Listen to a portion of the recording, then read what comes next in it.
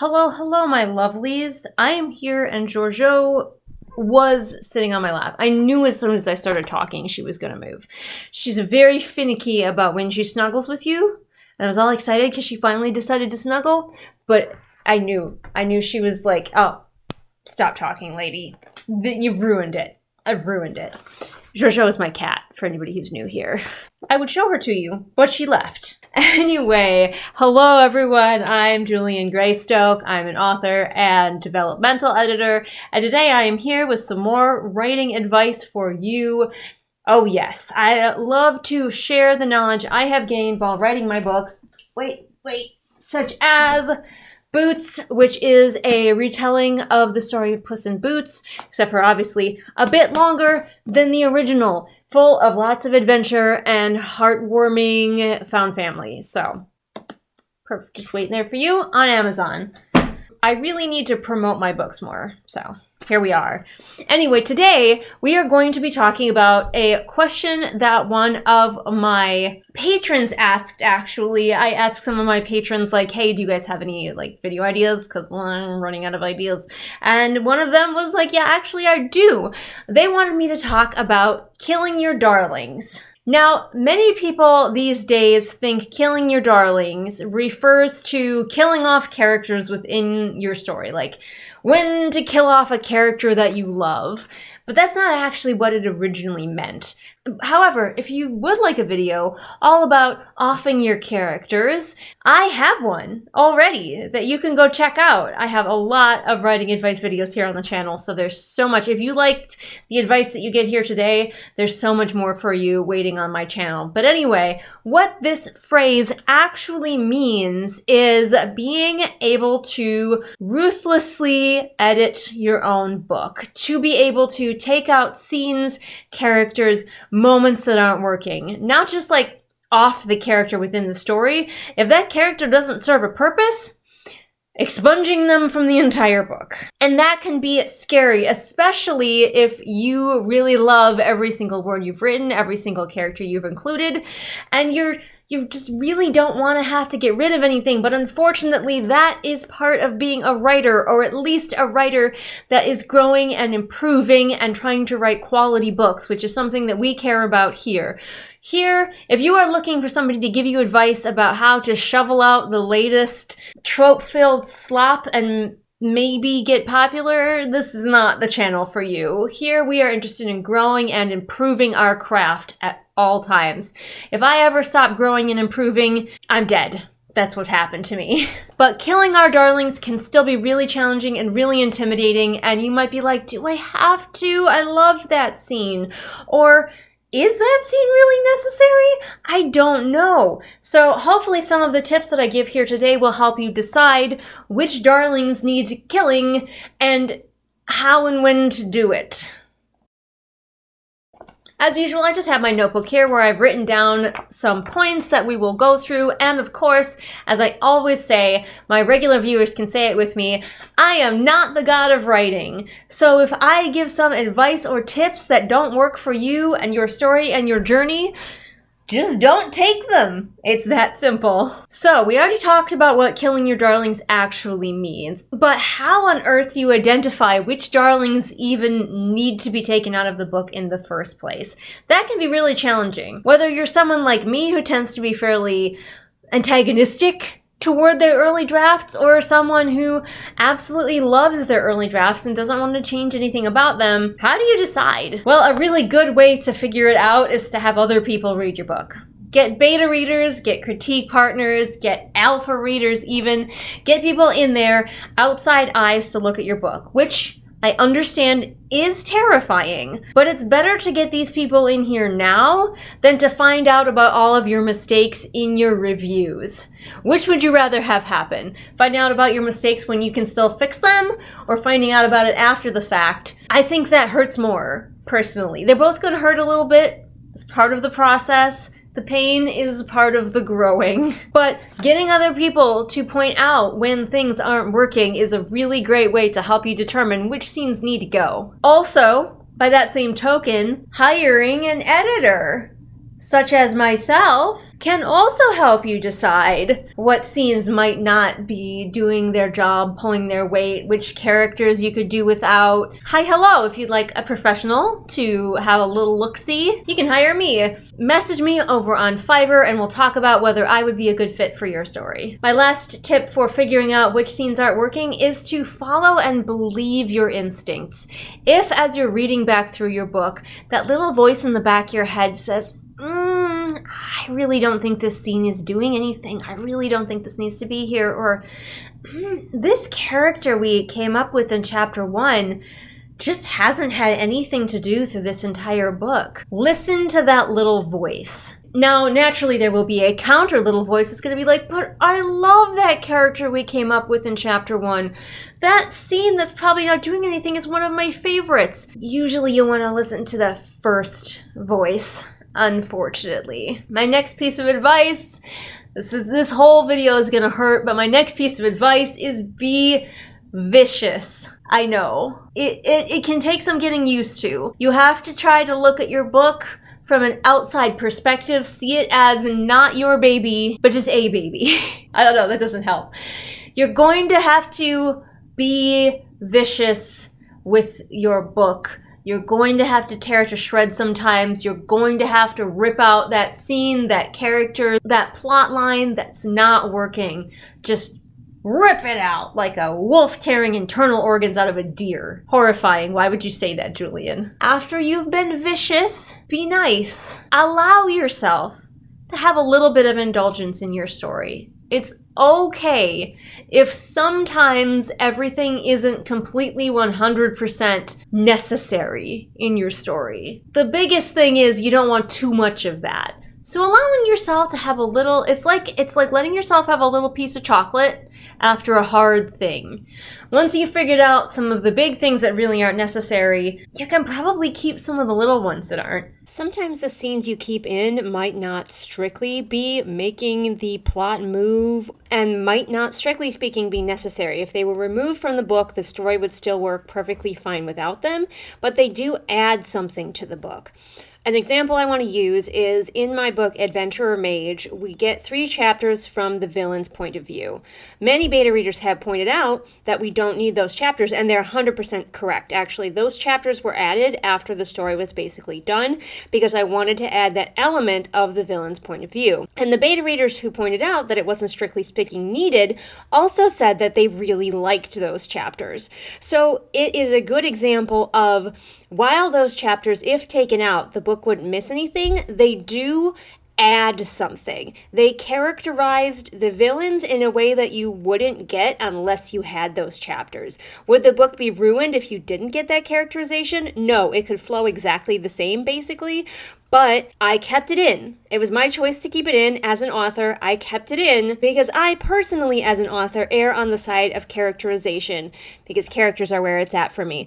So a lot is going to depend on like what other people are saying, and if the scene maybe would be removable and the book would be fine, it can be removed. However, is it adding something to the book?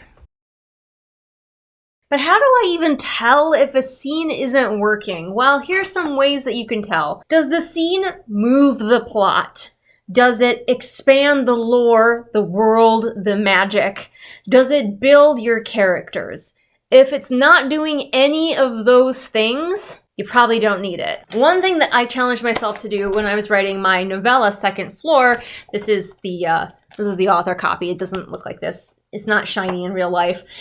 But when I was writing this novella, because it's a novella and I knew space was tight, my biggest challenge to myself was that every single chapter had to have something moving within like the haunting. I call it a haunting. It's not really a haunting, but that's like the closest that I can get without getting spoilery. Something has to advance with the haunting in every single chapter, including the first one. Now, we start out very small and subtle, and things really ramp up towards the end, but that's a good way to remember to make sure that your scenes are doing everything in that every single chapter, the haunting ramps up, it advances, it makes another move.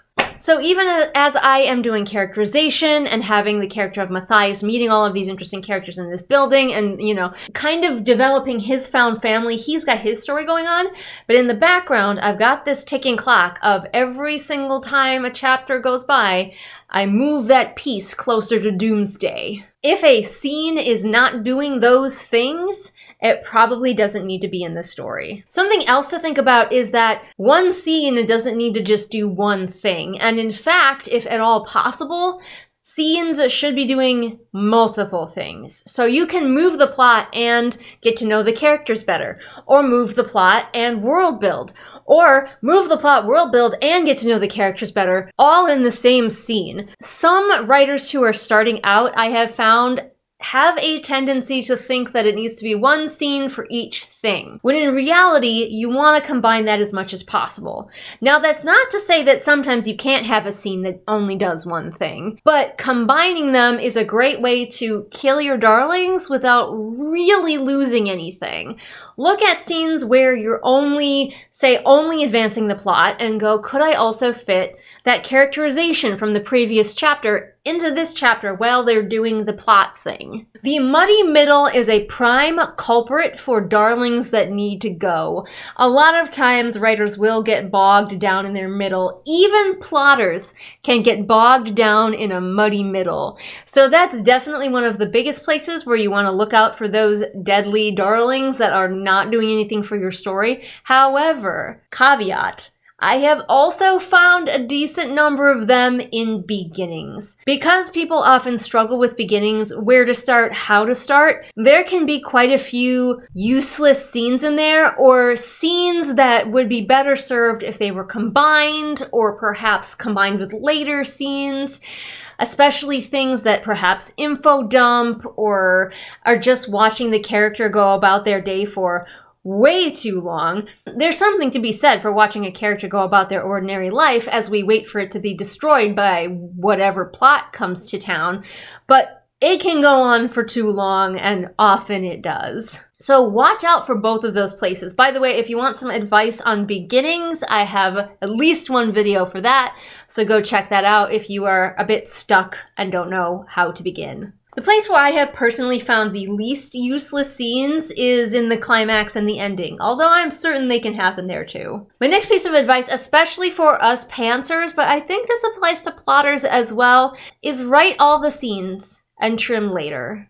Stop worrying about if the scene that you're writing right now is going to ultimately be that all-important, super useful scene, or whether it's going to have to go by the wayside. Write it and find out. The biggest piece of advice that I always give, because I feel like it is one of the most universal pieces of writing advice, and it really doesn't have a downside, is that you cannot edit an empty page. If you never write the scenes for fear of them being useless, then you won't have any scenes. Also, I have seen people write books that are too bare bones because they're terrified of ever including anything superfluous. And superfluous things are going to make it into your book. That happens. And those can often be the things that readers enjoy, as long as they aren't too big and don't overstay their welcome. So write the scenes and see what happens. And finally, my biggest secret, and the thing that people aren't telling you, don't actually kill your darlings. Take your darlings out and put them somewhere else. Whenever I delete a scene from a book, I don't delete it. I cut it and I put it in a different Word file.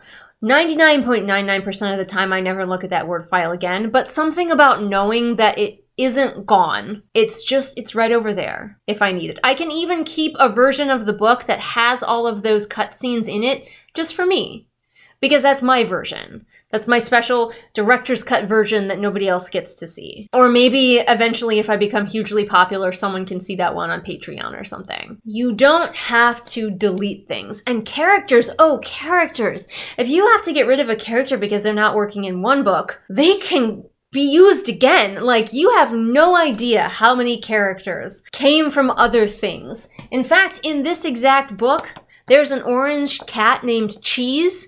He is from a different book of mine that I scrapped. This book too, not the cat. There's a character who is from a different book that I scrapped. Characters are so reusable. So don't throw them away completely because they're not working in your current story, because the story that they belong in might just be waiting right around the corner if you just give them a chance. In fact, oh my gosh, all, I think, of my published stories, this one too, Titus the Troll, he's from an earlier book that I didn't publish. I do it all the time. So don't panic that like you have to delete a scene or you have to delete a character, because they don't have to die. They can live again in a different form, in a different book, or in your private little like special collection of scenes that don't actually need to be in the book, but you don't want to get rid of either. It can be really scary and really intimidating to have to kill your darlings. But if you want to grow and if you want your book to be the best it can be, which we're interested in here in this channel. So I hope that this advice was helpful to you and not too scary. Some of you might be hiding under your blankets right now at the thought of having to delete some of your favorite scenes or your favorite characters. But you can do it. I believe in you. You can be brave. And like I said, if you need help figuring out what those scenes or characters are, you can always enlist aid from beta readers or me, your friendly neighborhood developmental editor. Your first 5K words are only $25 to see if we would be a good fit. So there's really no downside. But anyway, as usual, please comment below any extra tips that I didn't mention here that you would like to impart for killing your darlings. And also, of course, go down to the comments and see if anyone has left any tips, because I'm sure there's going to be some great stuff down there. Thank you so much for watching. Don't forget that you can support me on Patreon, where you get exclusive videos not seen here on the regular channel. And of course, check out my books if you're looking for something interesting to read and you want to see if I have any skill to go with all of this advice I've been giving all the time. Like, am I even good? You can find out. Check out my books now. But I will see all of you again next time with whatever it is I happen to be doing next time. Bye! Angel, angel, angel. Does every conversation we have to come around to that freak? Hey man, how you doing? You want to know who I won't stop talking about? My patrons. Patrons like Jen, Tex, Moon Island, Zenith, Corey, Ashley, Bunna, Nemo, Tactical Hot Dog, Haley History Nerd, Stephanie, Pixelizzy, Raya, Christina, Cameron, Lady Kragan, Jose, Lunar Muse, AJ, Marshy, Semi-Dark, GK, Annika, Jen, Gay Tutter, Tina, Laknunga, SB Boots, Martha Baggins, July, Bird Anonymous, Sarah, Kat, 78 kilograms of shade, Ingrid, Roma, Haley, Sam, Kira, Mooney, Pudamancer, Kirsten, Bear, Jojo Bookish, Robin, Ursula, Caitlin, Jessica, KJ, Mufflier, Celia, Deborah, Swamp Goblin Waifu, Sophia, Maureen, Kit, Hidden Glade, like Julie, Patrick, and Sophie, Callison, Vampire Antihero, Shelby, Zaire, Jesper, Rennie, Scribbling Cat, Savvy, and Jenny. Thanks so much for your support, guys. I couldn't be doing this without ya.